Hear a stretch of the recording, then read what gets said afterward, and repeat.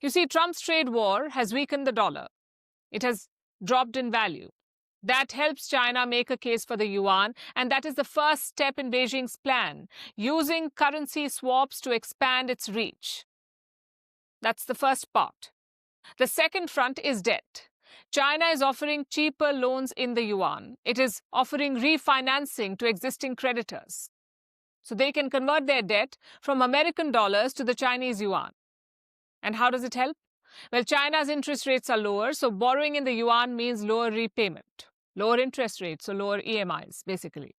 Several countries have already taken this offer. Ethiopia is among them.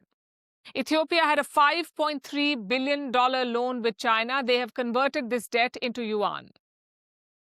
Similarly, Kenya has also converted a loan they had borrowed from China for a railway project. By switching from the US dollar to the Chinese yuan, Kenya has saved $215 million in repayment. Meanwhile, some countries have started borrowing directly in the yuan, like Hungary and Kazakhstan. They recently sold bonds in the Chinese currency.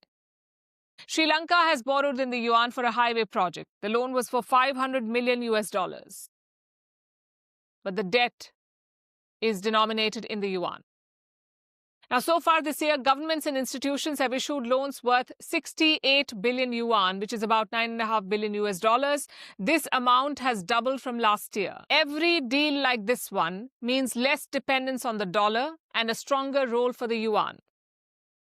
Same for global trade.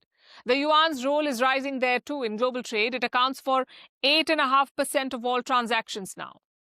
This makes it the fifth most traded currency in the world, right behind the British pound. China is closing in. China is playing the long game as always.